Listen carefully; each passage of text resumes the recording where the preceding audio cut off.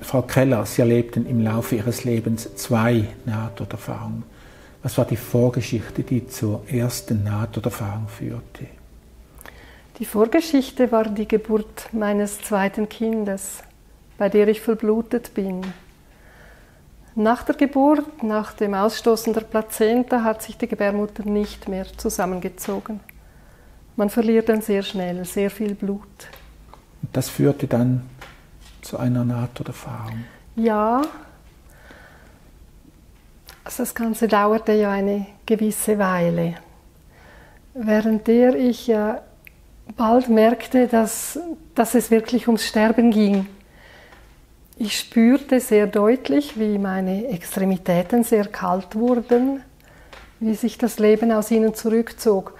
Aber ich spürte es eben nicht nur, sondern ich hatte sehr interessante visuelle Erfahrungen dabei. Es war, wie wenn ich gleichzeitig meinen Körper durchleuchtet sehen würde in einem Film. Gleichzeitig war ich drin im Geschehen, aber ich sah es bildlich vor mir. Ich sah meinen Körper als leuchtende Skulptur, jedes Organ in einer anderen Farbe. Ich sah das Blut strömen.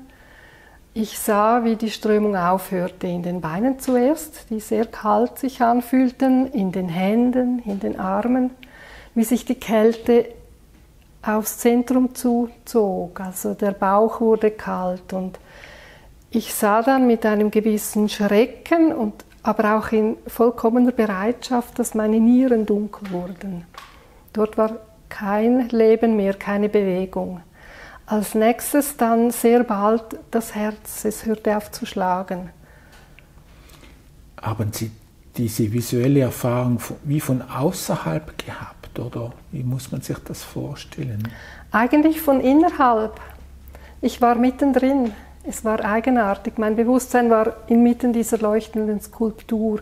Ich konnte mich von innen betrachten, diese leuchtenden Organe und Gewebe und die Blutströmung. Und ich sah, wie das dunkel wird, wie die Bewegung aufhört. Schließlich das Herz, dann wusste ich, ja, jetzt kann es nicht mehr lange gehen. Ein letzter Lichtstrom stieg auf in meinen Kopf, jetzt erinnere ich mich, es war tatsächlich so, wie wenn ich an einem kleinen Punkt anwesend wäre, mit meinem Bewusstsein. Mein Kopf kam mir vor wie die Kuppel einer Kathedrale. So in wunderschönen Farben. Und das Blut als heller Strom, als Leben, als Licht eigentlich. Das Blut hat sich als Licht dargestellt. Schoss in diese Kathedrale hoch, in einem wunderbaren Lichtbogen noch und dann war es weg. Und ich dachte, ja, jetzt werde ich bewusstlos, jetzt bin ich tot. Also einfach so ein Bruchteil einer Sekunde, was kommt jetzt? Aber es gab keinen Moment der Unbewusstheit, kein Dunkelwerden. Ich war einfach sofort im Nu außerhalb des Körpers, oberhalb meines Kopfes. Und eigentlich einfach inmitten dieser Menschen, die mich umgaben, die sich bemühten, mein Leben zu retten. Und ich wollte denen sofort sagen, stopp, der Mensch da ist gestorben, ich bin nicht mehr in diesem Körper. Ich sah meinen Körper auch von außerhalb, von oben, liegen, geschlossene Augen, ganz still, sehr bleich. Und einen Moment fand ich das schon sehr faszinierend und total erstaunlich. Vor allem, dass ich so wunderbar klar sehen konnte. Ich sehe im wirklichen Leben nicht so gut, so scharf, aber in diesem Moment war die Sicht absolut klar, fantastisch. Und ich hörte alles und ich sah es aus einer anderen Perspektive als aus diesem Körper, der dort lag. Habe sofort begriffen, ja, ich bin außerhalb, ich bin nicht mehr dieser Körper, der bin ich sowieso nicht, ich bin ein geistiges Wesen, ich bin frei. Und das war auch das Gefühl, jetzt bin ich richtig, jetzt bin ich wahrer Mensch, jetzt stimmt's. Ich fühlte mich so ganz und gar aufgehoben und unglaublich glücklich. Wie haben Sie da die anderen Personen wahrgenommen, von welcher Distanz? An sich war ich sofort oberhalb. Vielleicht 1-2 Meter. Es war ein hoher Raum, das war möglich. Habe mich aber bald hinabbegeben, um mitzuteilen, hört auf da. Ich interessiere mich nicht mehr für diesen Körper, ich gehe jetzt. Aber die haben nicht aufgehört, die haben an meinem Körper herumgewerkt. Und ich erinnere mich so gut, wie ich mit meiner Hand den Arzt am Arm zu fassen versuchte. Weil er hörte ja nicht auf mich. Ich wollte ihm sagen, jetzt, es ist genug. Und ich griff durch diesen Menschen hindurch. Das war so ein kleiner Schock, aber auch wirklich, ich wusste, es gibt keine Kommunikationsmöglichkeit mehr mit diesen Menschen. Das ist jetzt so nicht möglich. Hat mich überhaupt nicht beunruhigt. Es hat mich auch überhaupt nicht beunruhigt, dass ich soeben ein Kind geboren hatte und dabei war es zu verlassen, in diesem Moment nicht. Ich war so ergriffen von dem, was ich erlebte selber. Ich war in einer Welt aus wunderbaren Klängen. Es war eine ergreifend schöne Musik, die ich am ehesten mit Musik von Bach vergleichen könnte, mit seinen schönsten Stücken, die einen wirklich emporheben. Die Farben waren verändert. Ich befand mich in einer grün-goldenen Wolke aus Licht. So habe ich es erlebt. Dachte einen Moment an mein erstes Kind. Das war noch nicht mal 2-jährig. Bei meinen Schwiegereltern in guter Obhut. Und im Moment, dass ich an ihn dachte, war ich schon bei ihm. Das ist auch so eine lustige Erfahrung bei Nahtoderlebnissen, dass man mit Gedankengeschwindigkeit reisen kann. Man denkt an etwas und dort ist man. Das ist sehr faszinierend. Ich sah das schlafende Kind, ich sah die leicht offenstehende Tür zu den Schwiegereltern, alle haben ruhig geschlafen und plötzlich hatte ich eine Vorschau aufs Leben dieses Sohnes und sah, der wird seinen Weg machen, dem geht's gut, alle kümmern sich um ihn, ist ein guter Charakter, er wird gefördert werden. Ich kann gehen, dieses Kind kann ich anderen überlassen, das braucht mich nicht so dringend. Wollte mich dann aber doch noch verabschieden von meinem Mann, von den Leuten, die sich so bemüht hatten um mich, kam zurück in diesen Gebärsaal und sah niemand nimmt mich wahr. Es ist sehr seltsam. Das kleine Kind, das lag auf einem Tisch, das Neugeborene, hat sich nicht bewegt. Ich fragte mich schon, ist das auch gestorben? Wollte mich dann entfernen und in dem Moment ist der Kleine erwacht und hat begonnen in riesiger Verzweiflung zu schreien. Das war ein Schrei, der drang mir derart in die Seele. Ich empfand dort plötzlich nach dem großen Glück einen riesigen Schmerz. Ich hatte auch für ihn, für den Kleinen, eine Vorschau auf sein Leben und sah, das funktioniert nicht. Der braucht jetzt seine Mutter, und zwar genau mich. Eigentlich sind wir gekommen, um zusammen etwas zu lösen. Es ist nicht richtig, wenn ich jetzt gehe. Das war, falls man das so sagen kann, ich hatte den Eindruck, das war eigentlich nicht so gedacht. Jedenfalls hatte ich den dringenden Wunsch, da zu bleiben für dieses Kind, um diese Aufgabe lösen zu können. Und in dem Moment, als das so stark wurde in meinem Herzen, zog es mich zurück in meinen Körper, der erstaunlicherweise plötzlich wieder belebt werden konnte. Alles, was vorher scheinbar unmöglich war, alle Maßnahmen, die nicht gegriffen hatten, die griffen jetzt plötzlich. Es war spannend. Einfach die Rückkehr für mich war grausam, weil ich hatte furchtbare Schmerzen. Mein Körper schlug unkontrollierbar, war eiskalt. Ich hatte wirklich den Eindruck, ich steige in eine Leiche hinein. Es ist kalt, es ist viel zu eng, es ist grauenhaft. Aber als ich dies überstanden hatte, empfand ich ein riesiges Glück. Etwas von diesem Jenseitsglück konnte ich wirklich herüber retten in diese Welt. Sie hatten später noch eine zweite Nahtoderfahrung. Wie kam das? Das war 3 Jahre später. Eigentlich auch im Zusammenhang mit einer Schwangerschaft. Ich denke, das Kinderbekommen war für mich etwas gefährlich. Ich hatte das Kind, dieses 3. Kind, verloren, ganz früh in der Schwangerschaft, nach nur 4 Wochen. Habe mir nicht so viel dabei gedacht, dachte, das gibt ja keine großen Probleme. Erlebte dann aber, dass ich nach einem Monat furchtbare Bauchschmerzen bekam, sehr, sehr hohes Fieber. Der Arzt hat mich dann aufgeklärt, dass irgendetwas ist mit meinem Bauch nicht gut, Sie müssen mich operieren. Es hat sich eine Sepsis ergeben. Das ist eine sehr starke Infektion, die auf den ganzen Organismus übergegriffen hat. Also auch im Blut wimmelt es von Keimen. Man hat meistens nur noch wenige Stunden zu leben, wenn da nicht eingegriffen werden kann. Der Chirurg hat mir noch eröffnet vor der Narkose, er könne mir leider nicht garantieren, dass ich dies überleben werde. Er sei sehr besorgt, sie werden sich sehr bemühen, aber er müsse mir mitteilen, er wisse nicht, ob es gelingt. Das hat mich einen kurzen Moment schockiert und dann dachte ich, ja, wenn jetzt der Zeitpunkt da ist, dann ist es so.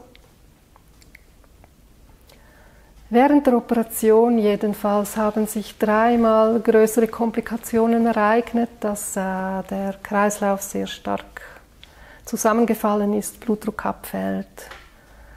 Ich denke, das waren Kreislaufschocks. Jedenfalls bin ich 3-mal aus diesem Körper ausgetreten, wurde sofort in ein großes Rohr gesogen, das sah ich oberhalb des Operationstischs, mit Lämpchen dekoriert. Eine lustige Vorstellung eigentlich. Dort zog es mich hindurch sehr schnell. Und schon während ich dort drin war, sah ich, auf der anderen Seite ist einfach wirklich Licht, Licht, Licht. Und ich freute mich. Ich hatte so eine Ahnung, dass jetzt etwas Schönes auf mich zukommt. Ich fand mich jenseits dieses Rohres im Weltall, hatte ich den Eindruck, dass ich durch die Nacht, durchs dunkle Weltall fliege, weit, weit auf einen hellen Stern zu. Und im Näherkommen dieses Planeten, dieses Sterns, sah ich, dass das, was so leuchtet, eine Stadt ist.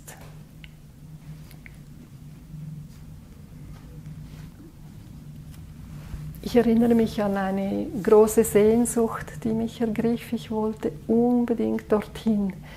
Ich wusste, dies ist mein Zuhause, da gehöre ich hin. Ich erreichte das auch tatsächlich, diese Stadt, aber im Moment, als ich meinen Fuß aufs Pflaster setzen wollte, kam eine andere Bewegung von hinten, es zog mich zurück. Weg von dieser Stadt, weg von diesem Licht, wieder durch den ganzen Weltraum hindurch. Wieder blitzschnell durch dieses Rohr hindurch und ich sah mich oberhalb des Operationstisches, wie die Ärzte arbeiteten an mir und recht besorgt waren und schwitzten. Und ich habe ihnen dann gut zugesprochen, gebt nicht auf, das schaffen wir schon, das wird gut so. Dann war es wohl einen Moment dunkel. Also ich habe mich im Körper ja nicht bewusst erlebt. Also unter dieser Narkose hatte ich keine Wahrnehmungen. Meine bewusste Wahrnehmung bezieht sich immer auf die Zeiten, die ich außerhalb war. Das hat sich dann noch 2-mal so ereignet. Ich kam zurück, guter Zuspruch, wurde wieder weggezogen auf diese Stadt hin, nicht mehr ganz, ganz so nahe hin, sondern einfach so, dass ich sie gut wahrnehmen konnte. Ich sah die Häuser, ich sah die Plätze, ich sah das Licht. Dann wurde ich zurückgezogen.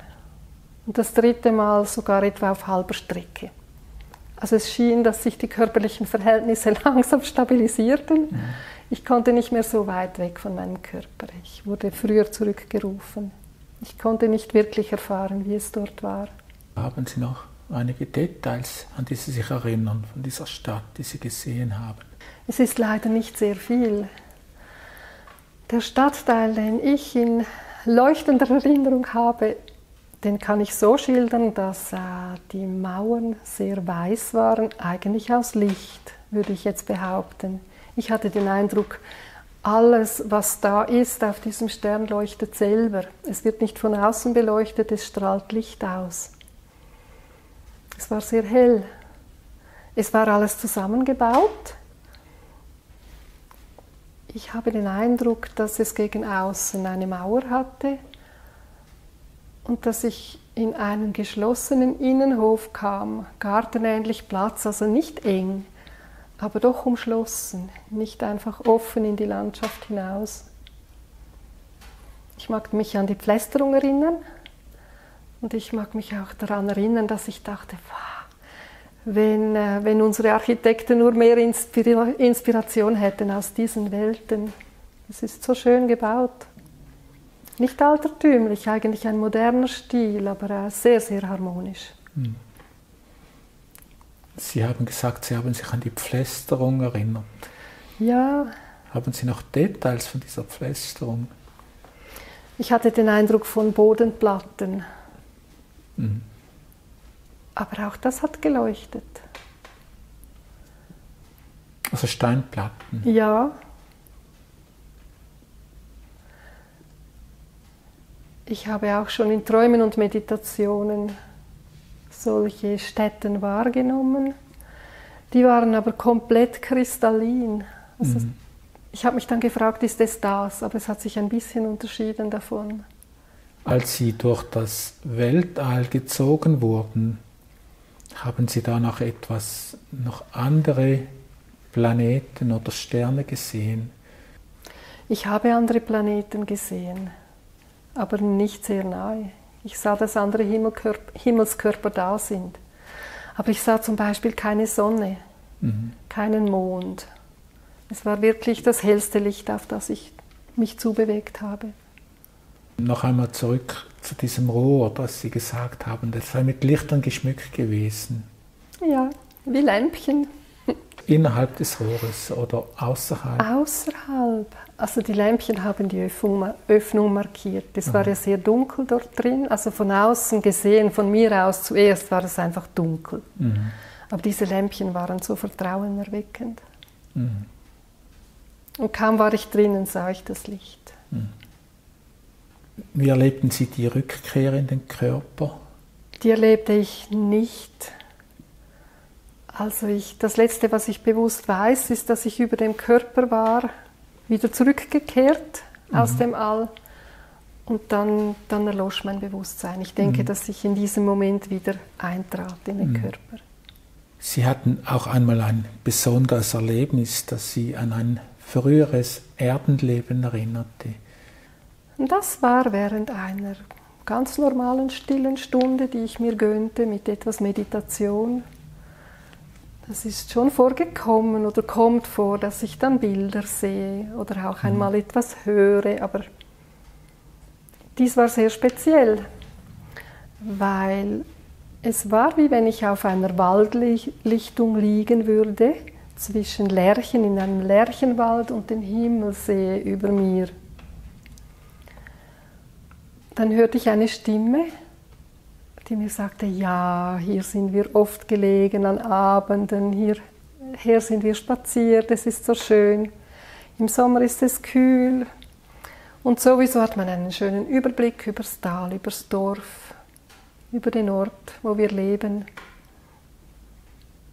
Da war ich ein bisschen erstaunt, habe mich aufgesetzt, aufgestellt, die Landschaft betrachtet. Ich habe niemanden gesehen, ich habe nur diese Stimme gehört. Es wurde mir mit der Zeit, mit den Ausführungen, die ich erhielt von diesem männlichen Wesen, wurde mir klar, dass wir zusammen gewesen waren. Wahrscheinlich waren wir verheiratet dort. Ich habe das Haus gesehen, in dem wir gelebt hatten. Ich sah das Tal, den Fluss, die Berge, ich sah eine Eisenbahn, ein bisschen altertümlich, weiter unten im Tal fahren. Er hat mir sogar gesagt, welche Ortschaft das ist, unten im Tal. Ich war noch nie dort früher, aber das war eine große Hilfe, um das nachprüfen zu können. Das habe ich auch gemacht dann. Mhm. Ich habe als erstes mal eine Landkarte hervorgenommen, 25.000, und nachgesehen, gibt es bei dieser Ortschaft überhaupt diesen Bergeinschnitt, diesen Abzweiger vom Fluss?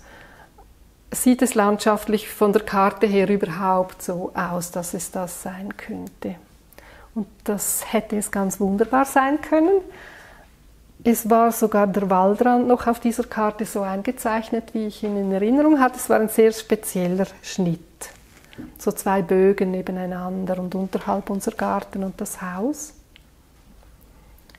Es wurde mir gezeigt, das hätte ich vielleicht noch erwähnen wollen, wie ich zu Tode gekommen war dort, nämlich als sehr, sehr junge Frau, also fast noch ein Mädchen, wirklich. Gewiss wurde ich sehr jung verheiratet, hatte noch keine Kinder, habe im Garten gearbeitet, ich sehe mich in dieser Schürze, mich zum Kraut hinunterbeugen und etwas schießt aus dem Kraut hervor und beißt sich fest in meiner Hand. Ich wurde von einer Schlange gebissen und vermute jetzt, dass ich daran gestorben bin. Weitere Details erlebte ich nicht. Mhm. Interessant war einfach die Reise, die ich dann später dorthin gemacht habe. Ich fand die Ortschaft, ich fand die Landschaft so, wie ich sie gesehen habe. Der Waldrand ein bisschen mehr verbuscht, die Bäume standen noch dementsprechend, wie ich es gesehen habe, aber die Wiesen waren wahrscheinlich nicht mehr so gleichmäßig gehäut worden, eher als Weiden benutzt. Es stand tatsächlich ein Haus dort, aber nicht dort, wo es hätte stehen sollen. Es stand auf die falsche Seite gedreht und ich dachte, mit einer gewissen Erleichterung, muss ich ehrlich gestehen, dachte, ach, nein, das ist es wirklich nicht. Ging dann aber näher hinzu. Und dann sah ich, dass genau dort, wo unser Haus gestanden hatte, noch Grundmauern waren, Resten von Grundmauern von diesem alten Haus. Das war, tatsächlich hatte dort ein Haus gestanden, so wie ich mir es vorgestellt hatte. Jedenfalls der Grundriss hätte gestimmt. Ich habe dann noch diesen ehemaligen Ehemann als Reisebegleiter mitbekommen für die Wanderung, die ich dann anschließend unternommen habe. Er hat gesagt, du, ich zeige dir, wo wir überall durchgegangen sind. Ich bin über einen Pass ins nächste Tal und ich wusste immer, wo ich durchgehen musste. Ich bin eine Berggängerin, das macht mir keine Probleme, so eine Reise, aber es war schon ein bisschen abenteuerlich auf sehr alten Pfaden, die zum Teil auch gar nicht mehr vorhanden waren. Aber ich wusste immer zum Voraus, wo wir hingehen würden. Also ich hatte wie eine Vorschau von der Route, die wir gehen würden. Ich war nie unsicher, wo ich jetzt hinlaufen muss.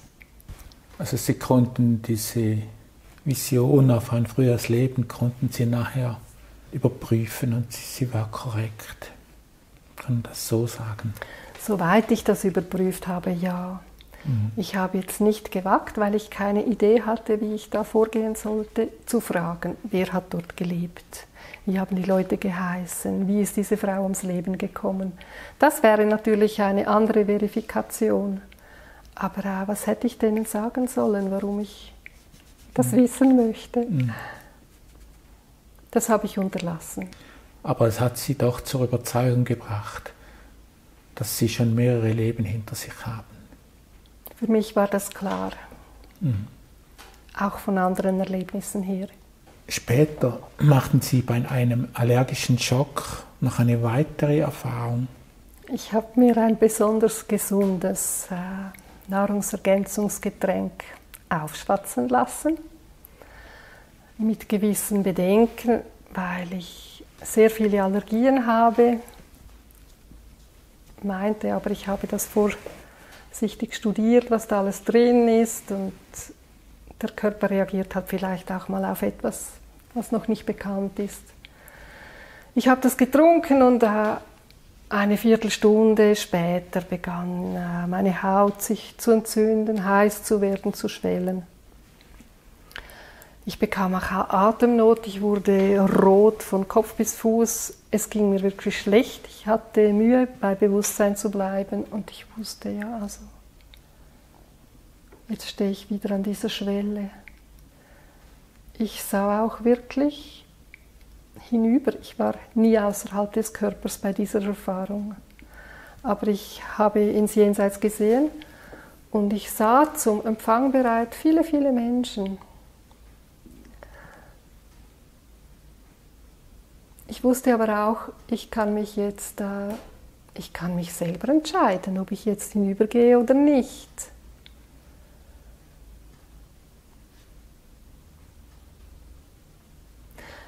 Ich hätte mich unglaublich gefreut zu gehen. Ich war so überaus glücklich zu wissen, ja, jetzt ist es endlich soweit, jetzt darf ich gehen. Und doch habe ich dann zurückgeblickt und gesehen habe ich meinen lieben, treuen Begleiter, meinen Hund. Es war noch früh am Morgen, das Tier hatte nichts zu essen, das Tier war noch nicht draußen gewesen. Mein Mann kam von einer Reise erst spät am Abend zurück. Also dieser Hund hätte nun 13 Stunden neben einer Leiche ausharren müssen. Und ich bin einfach zu tierfreundlich, das konnte ich doch nicht machen. Also ich habe mich schwersten Herzens und todtraurig entschieden, zurückzubleiben, wegen diesem Tier jetzt halt, weil das kann man wirklich nicht machen. Und ich habe dann tatsächlich Mittel gefunden und die Kraft gefunden, mir selber zu helfen. Ich bin Homöopathin, ich hatte eine Idee, was ich unternehmen kann und ich schaffte es, bis zu meinen Heilmitteln zu kommen. Als Sie diesen Blick in das Jenseits machen konnten Sie Personen erkennen, die dort auf Sie gewartet haben? Ja, das ist eben eine weitere spannende Geschichte. Ich hatte in diesem Moment ein ganz großes Aha-Erlebnis, weil all diese Personen, die hatte ich schon angetroffen am vorletzten Abend, waren die zu Besuch gekommen. Etwa 60 Personen konnte ich dann rekonstruieren. Sind aufgetaucht während einer Abendmeditation, haben sich genähert, einer nach dem anderen, gut erkennbar, so wie ich mit ihnen bekannt gewesen war, haben mich begrüßt, haben mir viel Worte der Liebe auch gesagt. Es war berührend und schön. Jeder ist höchstens 30 Sekunden geblieben und wieder gegangen. Der nächste, es war ein Kommen und Gehen, sehr schnell, kurze Botschaft und weg.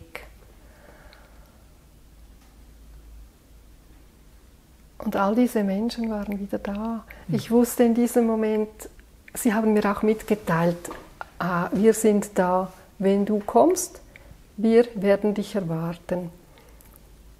Und ich fragte mich noch an diesem Abend bei diesen Begegnungen, ja, das ist wunderbar, dass ich das jetzt weiß, aber ich bin so gesund. Also ich glaube jetzt eigentlich nicht, dass ich euch so bald wiedersehen werde.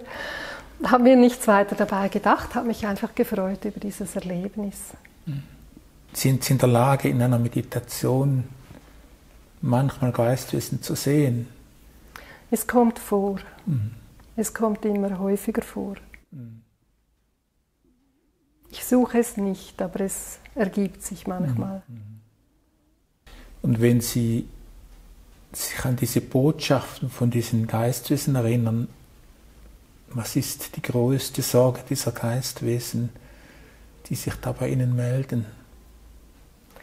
Bei diesen Geistwesen habe ich jetzt nichts von ihrer Sorge gesehen, mit einer Ausnahme oder 2 Ausnahmen vielleicht, sondern sie haben sich um mich gesorgt. Sie wollten mir einen guten Übergang ermöglichen. Diesen Eindruck hatte ich. Und auch zum Teil noch gewisse Dinge erklären aus dem Leben. Also in diesem meditativen Zustand war ein Austausch sehr schnell möglich. Also Botschaften brauchen nicht lange Zeit. Ich konnte in einer halben Minute problemlos ein ganzes Leben überblicken von einem Menschen, der sich gezeigt hat. Es konnte sehr viel mitgeteilt werden. Ein Mensch ist gekommen, vor dem hatte ich große Angst im Leben. Er hat mich mal bedroht, er hat mich auch gefangen gehalten, er hat mich sehr übel beschimpft, schließlich unter vielen Drohungen wieder laufen gelassen und der war dort. Aber er kam so lachend und strahlend auf mich zu, sodass ich keinen Widerstand fühlte. Im Näherkommen schon habe ich seine ganze Lebensgeschichte gesehen und sah, was dieser Mensch wirklich erlebt hat, wie er aufgewachsen ist und konnte das wirklich einfach völlig loslassen und ihn sogar gern haben. Bei einem anderen Menschen ist mir das nicht gelungen. Es hat sich jemand gezeigt, der hat mich als kleines Kind missbraucht. Und der wollte sich ganz am Schluss auch nähern, war aber in Begleitung von 2 starken Wesen. Und sie haben mich angeschaut, so wie um Erlaubnis beten, darf der jetzt zu dir. Und ich bin erschrocken, ich wollte das nicht. Ich hatte den Eindruck, die Kraft habe ich nicht, mich dem zu stellen, und sie haben ihn abgeführt. Wenn Sie nun auf all diese Erfahrungen zurückblicken, was für ein Jenseitsbild hat sich bei Ihnen im Laufe Ihres Lebens entwickelt? Nach der großen Euphorie meiner ersten Erfahrungen hat sich das ein bisschen differenziert. Also ganz klar ist, dass wir mit dem Körper nicht unser Leben zurücklassen, sondern nur eine Hülle. Nun möchte ich meinen kleinen Sohn aber noch zitieren an dieser Stelle. Der hatte offensichtlich nach einem Unfall und einigen Stunden Koma, hatte er selber so eine Nahtoderlebnis erlebt, weil beim Erwachen strahlt er mich an und sagt: Weißt du, Mami, wenn man stirbt, dann stirbt man gar nicht. Er war 6-jährig dort. Dann zieht man nur sein Mäntelchen aus und lebt weiter. Ich fand das so schön ausgedrückt.